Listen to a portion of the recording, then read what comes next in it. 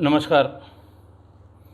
कल मैंने आपको बहुत डिटेल में बताया था कि किस तरह से सीबीआई ने मधुमिता शुक्ला हत्याकांड में घटना की परत दर परत खोली और किस तरह से झूठी कहानी गढ़ के इस पूरे घटनाक्रम को और उलझाने का प्रयास किया गया था अमरमणि त्रिपाठी द्वारा। लेकिन एक एक साजिशों का पर्दाफाश सीबीआई ने किया और इन सारे सबूतों, साक्ष्यों को कोर्ट में प्रस्तुत किया और इन्हीं सब के आधार पर कोर्ट ने उन्हें सज़ा दिलाई। कुछ चीज़ें इसमें छूट गईं, जल्दी जल्दी में छूट गईं, जिसकी तरफ मैं आपका ध्यान ज़रूर आकर्षित करूंगा। 9 मई 2003 को यह हत्या हुई और मुख्यमंत्री वापस लौट के आईं, विदेश में थी। उन्होंने सबसे पूछताछ की, कुछ लोगों का ट्रांसफ़र किया, लेकिन जो राजनीतिक भूचाल आया था उसको देखते हुए 17 मई को ये केस सीबीसीआईडी को ट्रांसफ़र कर दिया गया। 19 मई को यज्ञदत्त दीक्षित आईआईटी कैंपस कानपुर पहुंच गए और वहां ऋषि खरे को उठा के उससे ये कहा कि तुम ये बयान दो कि इसकी शादी जाड़ों में 2002 में हुई थी, मैं मौके पर मौजूद था, मेरे सामने ही ये शादी हुई, वरना मैं कट्टा और नारकोटिक्स कुछ लगा के बंद कर दूंगा, तुम्हारी ज़िंदगी तबाह हो जाएगी। जब ये केस सीबीसीआईडी को दिया गया तो वहाँ उस समय बहुत अच्छे अधिकारियों की एक टीम थी। एसपी सीबीसीआईडी थे श्री अमिताभ यश साहब और एडीजी थे श्री महेंद्र लालका साहब। अमिताभ यश साहब की टीम अमरमणि से पूछताछ करने के लिए उनके लॉरेंस टेरेस वाले आवास पर गई। डिटेल पूछताछ करने के बाद अपनी प्राइमरी रिपोर्ट उन्होंने डीजीपी को सबमिट की और 17 जून को एडीजी साहब महेंद्र लालका साहब और अमिताभ यश को सरकार ने सस्पेंड कर दिया। आप समझ सकते हैं कि कितना राजनीतिक रूप से पावरफुल रहा होगा ये आदमी। और जब देखा कि अब इसमें इन दोनों अधिकारियों पे उसकी नहीं चली और इन दोनों ने भी सही बात डीजी ऑफिस को बताई, तो उन दोनों के विरुद्ध ये कार्रवाई की गई और तब मजबूरन 24 जून को ये पूरी विवेचना सीबीआई को ट्रांसफ़र कर दी गई। सीबीआई ने, जैसा मैंने आपको बताया था, कि अपनी इन्वेस्टिगेशन शुरू की और इसी बीच में 27 जून 2005 को यज्ञदत्त दीक्षित का एक सड़क दुर्घटना में उसकी मृत्यु हो गई। बाकी कोर्ट्स में जो चीज़ें चली उसकी बहुत लंबा इतिहास है। इतनी बार कोर्ट को गुमराह करने की कोशिश की गई, इतने बार कहानियाँ गढ़ के वहाँ रखी गईं, लेकिन भला हो सीबीआई के इस पूरी टीम का, डिप्टी एसपी राजा बालाजी का और मधुमिता शुक्ला की बहन निधि शुक्ला का, जो बहुत ही हिम्मती और किसी के दबाव में ना आने वाली, अपनी बहन को न्याय दिलाने के लिए वो कटिबद्ध, जिन लोगों ने ये सारे प्रयास, जितना कुचक्र रचा गया, वो सारे प्रयास विफल कर दिए और इस मुकदमे को, इस अपराध को और उसमें शामिल अपराधियों को उनके अंजाम तक पहुंचाया। कल का एपिसोड देखने के बाद विचार मीमांसा के श्री सतीश मिश्र जी ने एक बहुत लंबा सा कमेंट लिखा था। उन्होंने एक घटना की याद दिलाई थी जो दिसंबर 2001 उन्होंने लिखा है कि ये जाड़ों की बात है और ऐसे एक मकान में दबिश दे के कुछ लोगों को पकड़ा गया था। उसके बाद अमरमणि की भी गिरफ्तारी हुई थी, थाने पर हज़रतगंज थाने पर लाया गया था। प्रेस ज़बरदस्ती करके उनका व्यू, उनकी बात जानने के लिए थाने में चला गया था और वहाँ पर किस तरह से कैमरे के सामने श्री सतीश मिश्र भी उस समय मौजूद थे और उस समय के सारे बड़े पत्रकार चाहे वो टीवी के हों चाहे समाचार पत्रों के हैं वो भी मौजूद थे और उनके सामने, चूँकि ये वीडियो रिकॉर्डेड है, अमरमणि ने कहा था मैं नेता हूँ, मेरा कुछ नहीं होगा, फिर से चुनाव लड़ूंगा, जीतूंगा, वापस होके फिर मंत्री बनूंगा। सतीश जी ने बहुत अच्छी बात बताई। ये पूरा प्रकरण मेरे संज्ञान में है, मेरे सामने का है, मेरे द्वारा किया गया था, लेकिन बहुत ढेर सारे प्रकरण हैं, इन सब का उल्लेख किया जाना ठीक नहीं है और ये बहुत लेंदी हो जाएगा। हमारा जो ये एक्सपीरियंस हम आपसे शेयर करते हैं और उबाऊ भी हो जाएगा, लेकिन चूंकि उन्होंने इस घटना का जिक्र किया है तो इस सिलसिले में वो घटना और एक और घटना के बारे में मैं आपको बताऊंगा कि किस तरह से पॉलिटिशियन जुडिशियल प्रोसेस का गलत इस्तेमाल करके, पुलिस की कनाइवेंस से और अपने रसूख और अपने प्रभाव को दिखा के किस तरह से वो अपराध में सम्मिलित हुए। बात 24 मार्च 2001 की है। एसएसपी लखनऊ के रेजिडेंस के ठीक सामने लाप्लास कॉलोनी है। ये वही लाप्लास कॉलोनी है जिस कॉलोनी में मेंबर पार्लियामेंट के हैसियत से स्वर्गीय प्रधानमंत्री श्री अटल बिहारी वाजपेयी का सरकारी आवास था, जो उनको मेंबर पार्लियामेंट यानी एमपी यानी देश के सांसद होने के लिहाज से अलॉट किया गया था और वो जब जब लखनऊ आते थे अपने इस आवास में ज़रूर जाते थे। प्रधानमंत्री के तौर पे भी वो जब जब लखनऊ आए हैं, हर बार तो नहीं गए लेकिन कम से कम 2-3 बार, चूँकि मैं उस समय एसपी सिटी था, अपने इस आवास पे गए हैं। उसी लाप्लास कॉलोनी में एक मकान नंबर 1B है, जिसके बहुत बड़ा मकान है, पॉश लोकेलिटी है, सारे वीआईपी रहते हैं। वो मकान कृष्ण देवा, पुराने सरकारी अधिकारी थे, उनके नाम था। उनकी मृत्यु हो गई। उनके 3 बच्चे थे, सुरेंद्र देवा, तेजेंद्र देवा और नरेंद्र देवा। ये मकान नेचुरल कोर्स में उनके नाम आ गया। सुरेंद्र देवा की बीच में मृत्यु हो गई, नरेंद्र देवा अमेरिका जाके बस गए। तेजेंद्र देवा दिल्ली में रहते थे। उन्होंने उस मकान के रख रखाव के लिए एक नौकर अपना राम कुमार वहाँ रख छोड़ा था और नीचे के एक थोड़े छोटे से पोर्शन में एक कन्हैयालाल भूटानी नाम के आदमी को किराए पर दे रखा था, लेकिन वो वहाँ बहुत कम रहता था। इस मकान पर अमरमणि की नज़र पड़ गई, नज़र लग गई। उस समय अमरमणि मंत्री थे। एक दिन का मतलब 24 मार्च 2001 को कई बड़ी गाड़ियों में सवार होकर बहुत ढेर सारे लोग उस मकान में पहुंचे। नौकर को बांध के एक बाथरूम में डाल दिया।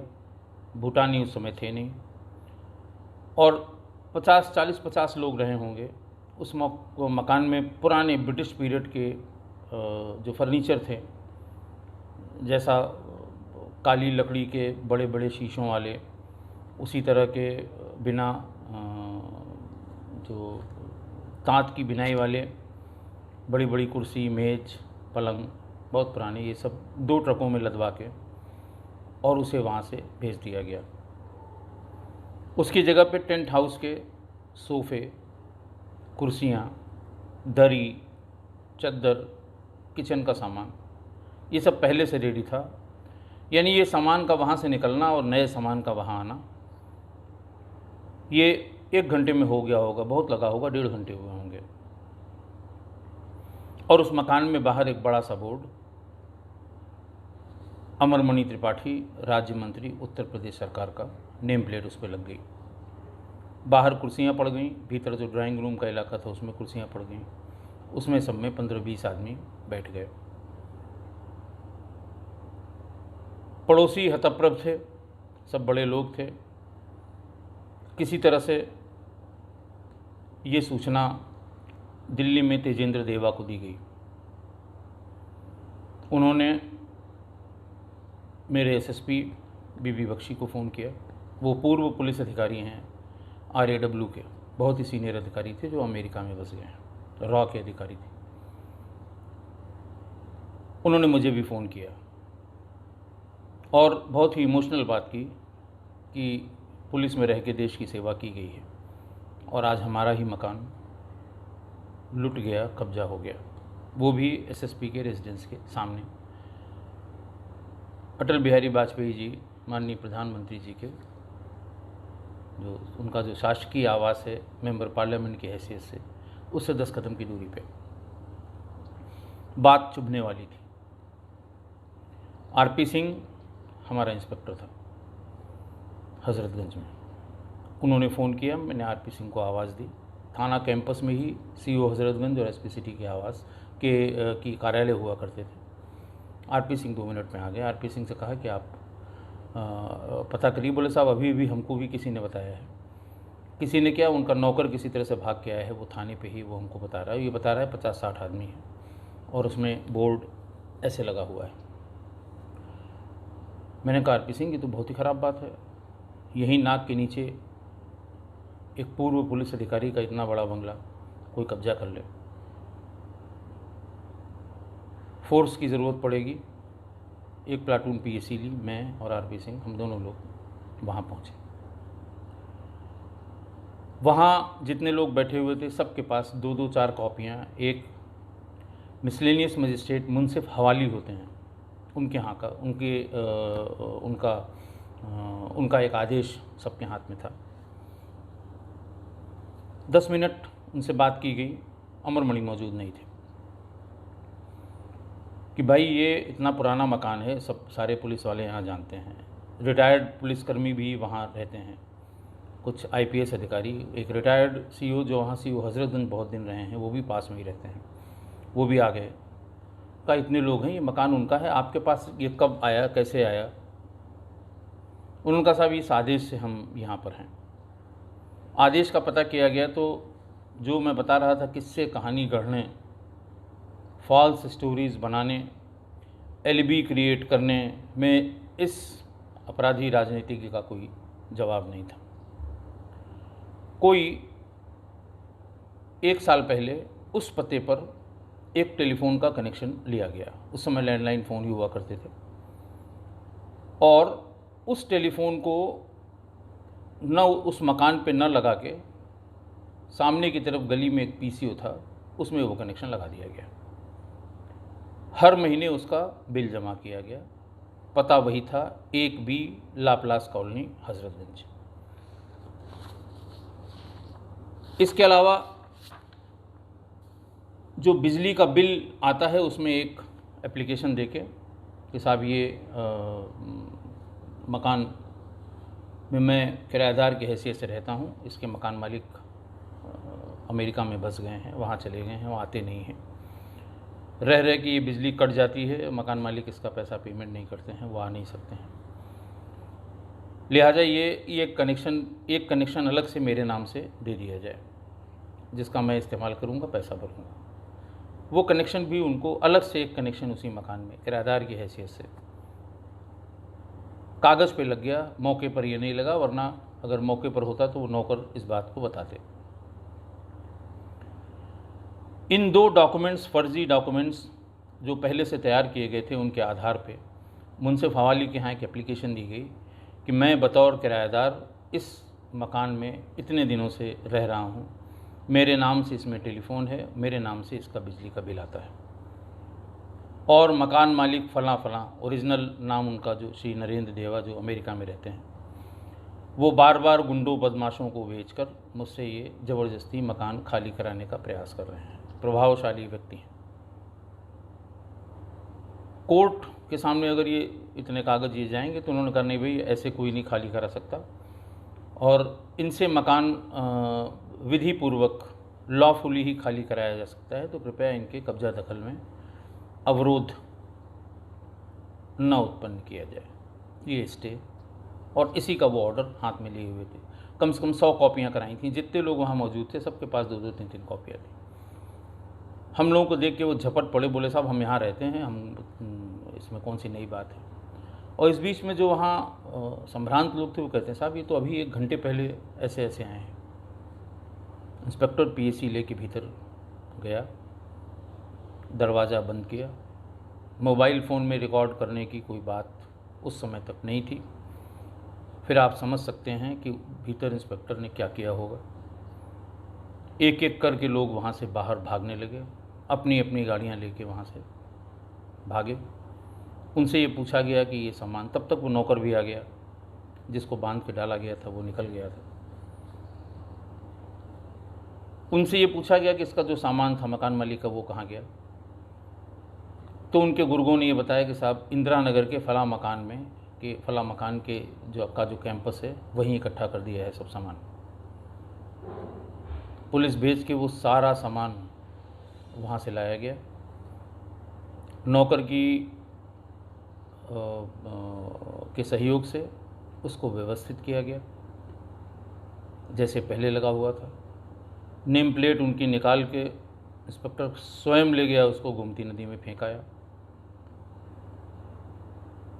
और फिर थोड़ी देर बाद प्रेस को बुलाया अमरमणि ने, और फिर वही बात कि मेरे राजनीतिक विरोधियों की साजिश से मेरा कोई लेना देना नहीं है, फलाना है ढिकाना है, इस तरह की तमाम बातें उन्होंने की। और मुझे नहीं पता वो कौन लोग थे, क्यों मेरे नाम का इस्तेमाल किया, कैसे उस मकान में मेरे नाम की तख्ती लगाई गई, मुझे कोई जानकारी नहीं है। बहरहाल इस पूरे प्रकरण में एक FIR भी दर्ज की गई अज्ञात लोगों के खिलाफ। आप समझ सकते हैं कि अज्ञात लोगों के खिलाफ ये FIR दर्ज की गई। ये थी पहली घटना। दूसरी घटना 6 दिसंबर 2001 की है। बस्ती में एक बड़े व्यापारी हैं धर्मराज मदेशिया। उनका बेटा राहुल मदेशिया स्कूल से दोपहर में 2 बजे, जो वहाँ बस स्टैंड चौराहा है और उसी के पास इनका धर्मराज मदेशिया का मकान है, उस मकान में अपने घर पे वो लड़का वापस आ रहा था, और रास्ते में ही एक मारुति सवार 5 बदमाशों ने उसका अपहरण कर लिया। अपहरण बहुत सनसनीखेज था। बस्ती के बड़े व्यापारियों में श्री धर्मराज मदेशिया का शुमार होता था। बच्चा 15 साल का था। पूरी STF को लगाया गया। STF में SP उस समय श्री राजीव सब्बरवाल थे। राजीव सब्बरवाल साहब को जो लोग जानते हैं, पुलिस में खासकर बहुत ही सख्त, स्ट्रेट फॉरवर्ड और किसी से न दबने वाले, अपराध और अपराधियों से बिल्कुल समझौता न करने वाले अधिकारी के रूप में उनकी पहचान है। यह काम STF को सौंपा गया। इलेक्ट्रॉनिक सर्विलांस की मदद से लोकेशन पता करते करते करते करते 11 दिसंबर की रात 11:30 पौने 12 बजे अनंत देव उस समय एडिशनल SP हुआ करते थे। उन्होंने फ़ोन किया कि सर एक दबिश में कैंट में चलना है, और STF की पूरी टीम है और वहाँ सिविल पुलिस की भी ज़रूरत है क्योंकि वो आर्मी का इलाका है। हमारी पूरी टीम, STF की पूरी टीम आनंद देव के नेतृत्व में वहाँ पहुँची। सरदार पटेल मार्ग पर कोठी नंबर 14, बहुत बड़ी कोठी, चारों तरफ से घेर के उसमें रेड की गई। उसके एक कमरे में अपहृत राहुल मदेशिया और 5 बदमाश उस समय थे। इन सबको घेर के इन्होंने भागने की कोशिश की। STF सामने थी, उनके पास ट्रेंड कमांडोज थे। एक मुठभेड़ में इन सब लोगों को गिरफ्तार करके राहुल को, बच्चे को, उसको छुड़ा के इनको सबको थाना कैंट लाया गया। फिर ये पूछताछ शुरू हुई, ये मकान किसका है, इतना लेविश, इतना बड़ा मकान। तो ये पता लगा कि ये अमोल फाइनेंस कंपनी एक थी, उसका मालिक था वो। उस समय फाइनेंस कंपनियों का ऐसा दौर चल रहा था कि पैसा इकट्ठा करके फ़रार हो जाया करती थी। इसी तरह एक सेंचुरी कंसल्टेंट भी लखनऊ में थी और जौहरी बंधु इसके मालिक थे। बहुत बड़े बड़े अधिकारियों का पैसा, पब्लिक का जाने कितना पैसा लेके फ़रार हो गए। बाद में ये इन्वेस्टिगेशन सीबीआई को गई, सीबीआई ने इनको अरेस्ट किया।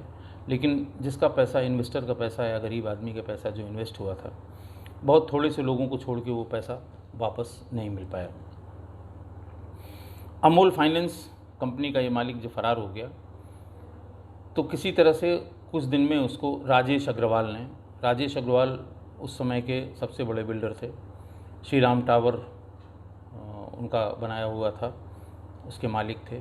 और अपने एक एपिसोड में मैंने बताया है कि किस तरह से वो लखनऊ बाराबंकी मार्ग के निर्माण को देखने के लिए शाम को बादशाह नगर चौराहे पे गए थे और बदमाशों ने उनको पलट पलट के गोलियां मार के हत्या कर दी थी। तो ये राजेश अग्रवाल ने इस मकान को खरीद लिया था। उसमें जो लोग पकड़े गए थे, सुभाष त्रिपाठी और एक लड़का था, और जो पकड़ा गया उसका नाम पंकज त्रिपाठी, सिद्धार्थनगर का रहने वाला था। उन लोगों ने बताया कि साहब इस मकान में अपहृत को रखने के लिए अमरमणि त्रिपाठी, माननीय मंत्री जी ने हम लोगों को बताया था। जांच से और पता लगा कि वहाँ पर एक कोई इनका गनर था, वो पहले रहा करता था, लेकिन पिछले हफ्ते 10 दिन से वो नहीं आ रहा था। राजेश अग्रवाल के भाई ने बताया कि साहब अमरमणि त्रिपाठी ने फ़ोन करके ये कहा था कि हमारा जो गनर है उसको रहने की जगह नहीं है, कुछ दिन के लिए उसको रहने के लिए ये दे दिया जाए। तो चाबी उसको हैंड ओवर कर दी गई थी, उसी के पास थी। और अमरमणि के कहने पे ये सब बदमाश वहाँ पे आए, चाबी उनको दे दी गई और वो खोल के उसी में अपहृत को रख के और अलग अलग जगहों से फ़ोन कॉल करके उससे 5 करोड़, 4 करोड़, फिर 3 करोड़ तक फिरौती मांगने की कॉल ये लोग करते रहे, जिसमें एसटीएफ ने सर्वेलांस से उनको लोकेट कर लिया। अमरमणि त्रिपाठी ने उस मकान को रिनोवेट भी कराया, कुछ हिस्से को उसको। बहुत ही खूबसूरत, बहुत ही बड़ा मकान है, आज भी है ये, कोठी नंबर 14 सरदार पटेल मार्ग पर। ये बात जंगल में आग की तरह फैल गई और खबर भी पहुंची। और जैसा आप जानते हैं, नेता और ख़ासकर ऐसे नेता जिनकी आपराधिक पृष्ठभूमि हो, वो यही कहते हैं कि साहब राजनीतिक साजिश है। उसी शाम, उसी रात मुख्यमंत्री थे माननीय श्री राजनाथ सिंह जी, जो वर्तमान में देश के रक्षा मंत्री हैं। इनके संज्ञान में बात आई, लखनऊ की बात थी, उनके मंत्रिमंडल में एक राज्य मंत्री के बारे में बात थी। अगले ही दिन मुख्यमंत्री श्री राजनाथ सिंह जी ने अमरमणि को मंत्रिमंडल से बर्खास्त कर दिया और एसटीएफ से संबंधित और लोग, लोकल पुलिस को ये आदेश किया कि हर हाल में इसकी गिरफ्तारी की जाए। इनका वारंट अमरमणि त्रिपाठी का बनवाया गया। ये वारंट लेके पुलिस गोरखपुर भी गई, इनके यहाँ के आवास पे भी गई। काफ़ी भाग दौड़, काफ़ी प्रयास किया गया और बाद में आनंदों की टीम ने इनको गिरफ्तार किया। गिरफ्तार करके ये हज़रतगंज थाने पर लाए गए। हज़रतगंज थाने पर थोड़ी देर तो ये एसटीएफ वालों से, चूँकि इसके अरेस्ट के संबंध में बताया गया था, मैं भी मौके पे पहुंच गया था जहाँ से गिरफ्तारी की गई थी। कोशिश करता रहा कि मुझे आधे घंटे का मौका दिया जाए, मुझे 1 घंटे का मौका दिया जाए, जो इसकी आदत थी। रोना, गिड़गिड़ाना, अपनी बातें कहना, बातें बनाना, दुनिया भर की बातें। इसी बीच में प्रेस वाले भी आ गए। विचार मीमांसा के सतीश मिश्रा जी ने जिस घटना का जिक्र किया है वो इसी समय यहाँ हुई थी। सारा प्रेस इकट्ठा हो गया। लोगों ने जिद की कि हमें इनकी बाइट लेनी है, इनका भी विचार जानना है, ये क्या कहते हैं इस मामले में। मंत्रिमंडल से बर्खास्त हो चुके थे और जो प्रोटेक्शन हासिल होता है मंत्री के दर्जा होने की वजह से, वो ख़त्म हो गया था। मात्र विधायक थे उस समय। पत्रकार नहीं माने और भीतर चले गए। होंगे कोई 60-70 के आसपास हथरजन थाने में। वहीं इनसे पूछा गया कि साहब इस मामले में आपको क्या कहना है। जहां अमरमणि ने पूरी ऐठन से कैमरे के सामने ये कहा था कि मैं नेता हूं, मेरा कुछ नहीं होगा, मैं फिर चुनाव जीतूंगा, जीत के आऊँगा, फिर मंत्री बनूंगा। इन दोनों घटनाओं को बताने का मेरा आशय सिर्फ इतना था कि ऐसा नहीं कि जो मधुमिता की हत्या करने के बाद इसने बहुत ढेर सारी कहानियाँ गढ़ी, डाइवर्ट करने का प्रयास किया, आईआईटी के एक छात्र को गिरफ्तार कराने का प्रयास किया, उस छात्र के रूममेट की ज़िंदगी बर्बाद करने का प्रयास किया कि कट्टे में बंद करके तुम्हारी ज़िंदगी बर्बाद कर देंगे, अपने ही लोगों को पंडित बना के, और ये बयान दिलवाया कि मैंने अनुज मिश्रा से मधुमिता की शादी कराई थी और उसके पेट में पल रहा गर्भ ये मिश्रा का ही है, उस आईआईटी के उस लड़के का ही है। इस तरह की जो फैब्रिकेशन है, जो मजाक है, कानून के साथ मजाक, सिस्टम के साथ मजाक, जुडिशरी को इस तरह से गलत सलत बातों को बता के उसको उलझाने की, भटकाने की, क्योंकि जुडिशियल ऑफिसर भी आफ्टर ऑल मानव होते हैं। आप उनके दिमाग में 3-4 शंकाएं पैदा कर दीजिए, और इन सब का माहिर अमरमणि त्रिपाठी था। मैं आभारी हूँ सतीश जी का, उन्होंने कल याद दिलाया, और फिर मुझे भी लगा कि लोग ऐसा न सोचें कि ये सिर्फ मधुमिता शुक्ला हत्या कांड के तफ्तीश में, ट्रायल में इसने पहली बार इस तरह का प्रयास किया था। ये हमेशा से उस समय मंत्रिमंडल से बर्खास्त किया गया, राजनाथ सिंह जी ने अपने मंत्रिमंडल से बर्खास्त किया। इसको जैसे ये कहते हैं ना कि जब 2 वरिष्ठ अधिकारियों ने, नॉन अधिकारियों ने, जिनकी अपनी रेपुटेशन है, जब इसको क्लीन चिट देने से मना कर दिया, इसका कहा मानने से मना कर दिया कि ऐसा करिए, ऐसा बताइए, ऐसा है, इसको लिखिए, ये बयान मत लिखिए, उन दोनों को उस समय सस्पेंड कर दिया गया।